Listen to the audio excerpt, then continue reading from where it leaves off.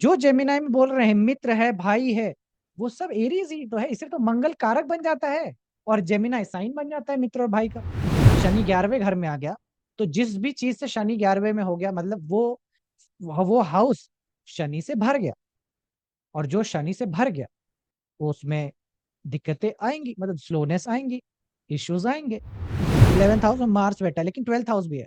तो अब मुझे ये बताते हैं, या तो इनके भाई या इनके मित्र या फिर इनकी दादी बहुत बड़ी भक्त टाइप का उनका डिवोशन रहेगा। क्यों? क्योंकि जुपिटर उनसे 11th में है। ध्यान से समझना, केतु का एक नेचर है, वो नेचर कैसा है, वो बिल्कुल स्कॉर्पियो के जैसा है, ऐसा समझिए। ठीक है। अभी केतु स्कॉर्पियो का नेचर कैसा है? स्कॉर्पियो का नेचर वैसा है जैसा मंगल का नेचर नहीं, जैसा एरीज का नेचर नहीं। एरीज अगर नई चीजों को डिनोट करता है तो स्कॉर्पियो पुरानी चीजों को डिनोट करता है। इसीलिए इनहेरिटेंस आता है ना कि नई ऑब्जेक्ट। कोई भी चीज इनहेरिटेंस में मिलने का मतलब पुरानी ही मिलेगी, नया क्या ही मिलेगा, है ना? ये तो साफ बात है। तो that is what Aries and Scorpio के अंदर डिफरेंस है।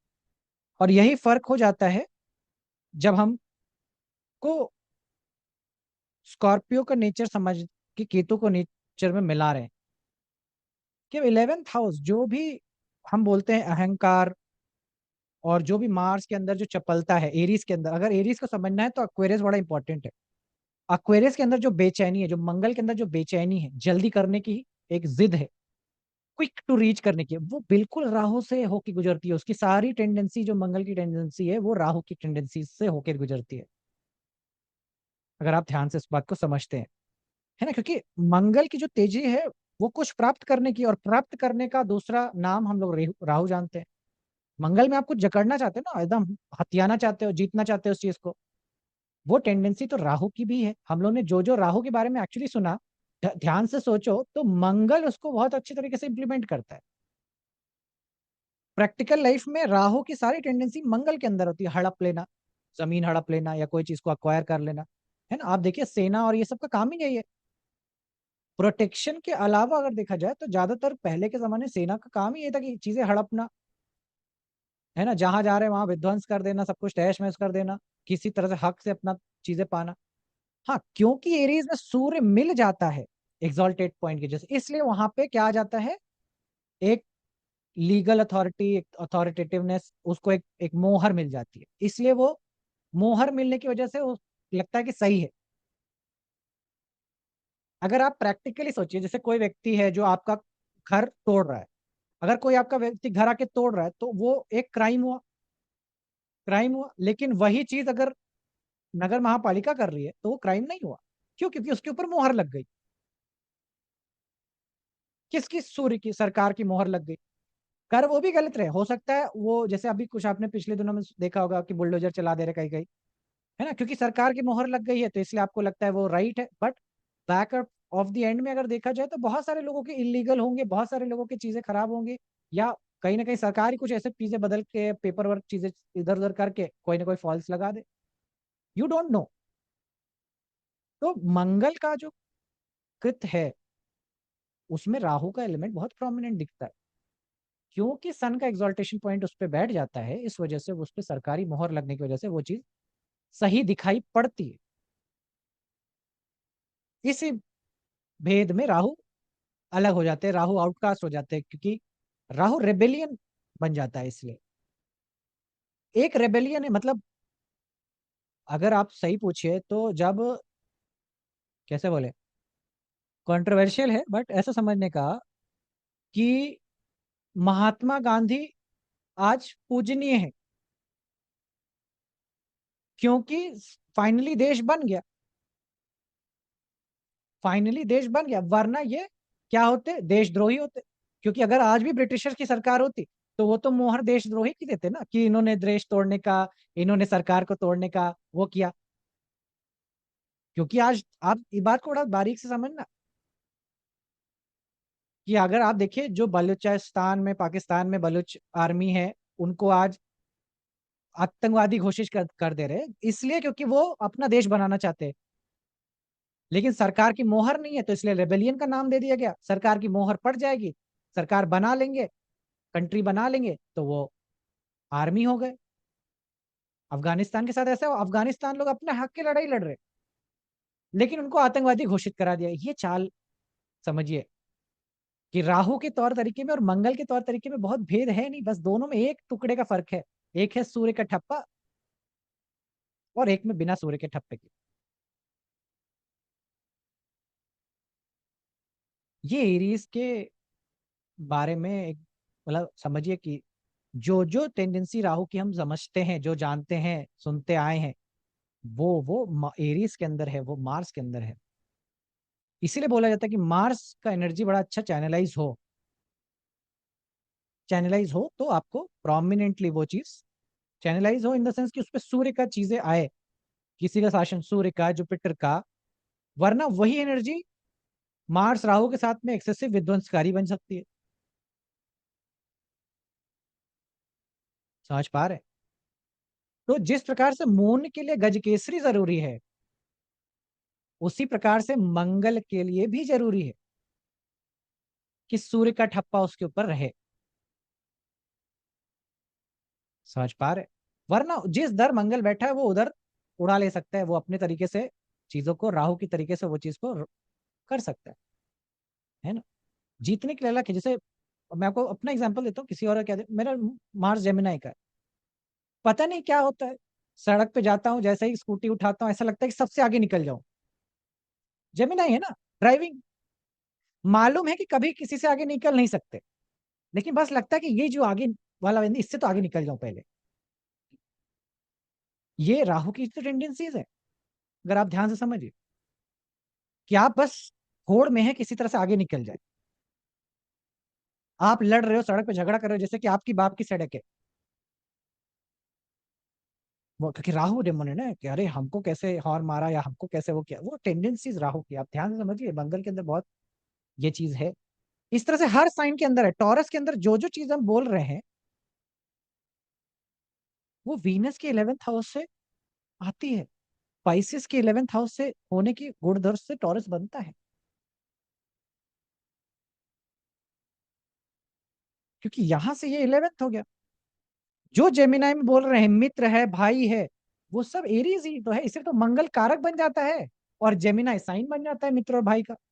इधर चंद्रमा कैंसर बन जाता है, माँ का साइन 11th हाउस में मून पहुंच जाता है। मतलब इतना साक्षात है, मतलब इतना स्पष्ट है ये चीज। समझ पा रहे? इसी तरह हर साइन पोजीशन। अब यही चीज को मैं एक्सपैंड कर लूं और समझ जाऊं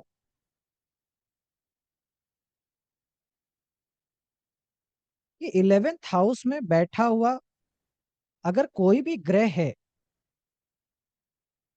किसी से भी, मतलब 11th तुम बोल रहे हो, थर्ड का टेक्निक बोल रहे हो, इसीलिए देखो एक दृष्टि बताई गई, सारे ग्रहों की दृष्टि बताई गई। दृष्टि का अर्थ बहुत ही, मतलब मुझे तो बहुत ही वो लगा, मतलब if I am somebody who is like अ वैज्ञानिक दृष्टिकोण से मैं देखूं तो दृष्टि का तो कोई फर्क ही नहीं पड़, मतलब दृष्टि कैसे आ सकती? ग्रह जीवित तो हैं कि उनकी आंखें हैं, और आंखें हैं तो पूरा देखें,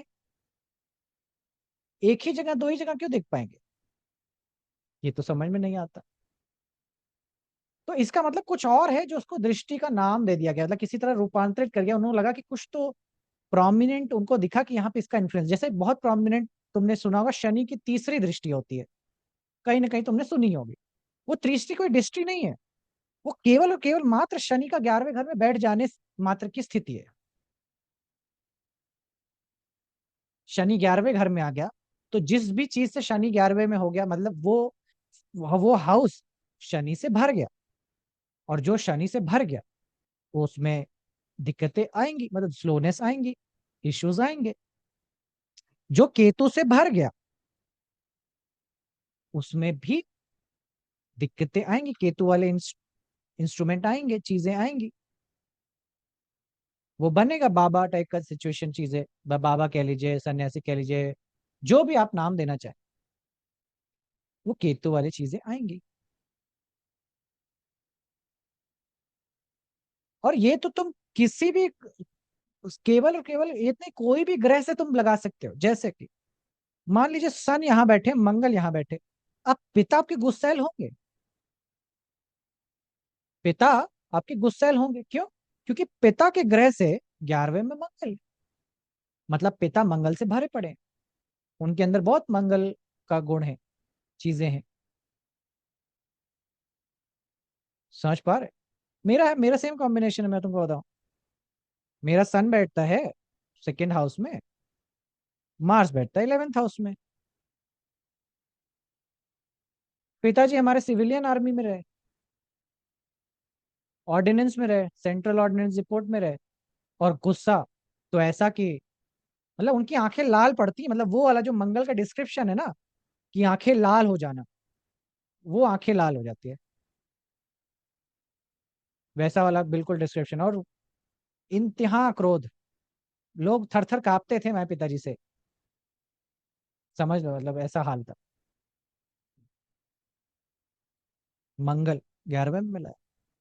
ये चीज यू कैन नोट इट। आपके घर में जो गुस्सा, आपका मंगल जिधर बैठा है, उससे तीसरे घर में जो ग्रह बैठेगा, उसको देखिए क्रोध का प्रॉब्लम आएगा, गुस्से का प्रॉब्लम आएगा।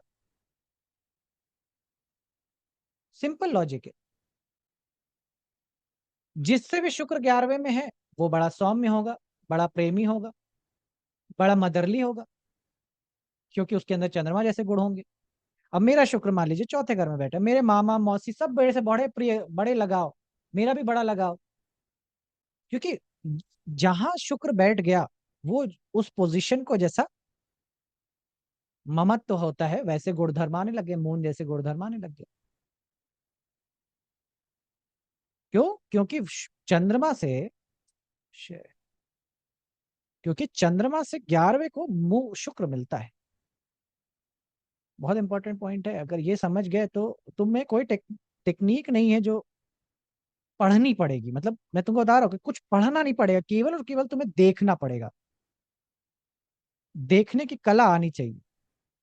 दिखने को सब कुछ सर राजी है, तुम्हारे पास सारे सर हथियार है। उससे उससे 11वें में कोई ग्रह नहीं है और 9th हाउस आ गया। तो अब जैसे मेरे मेरे फादर हैं, तो उनको बहुत भयंकर गुस्सा आता था, कोई ग्रह नहीं है। 7th में मार्स है, 7 से 3rd हो गया सेजिटेरियस, मतलब 9th हाउस हो गया। सेवेंथ में तो आर्स है तब ना भी हम, तुम्हारा? हाँ, हाँ तो आएगा ना, तुम्हारे 9th हाउस पापा से तो हुआ ना बहुत अभी भी।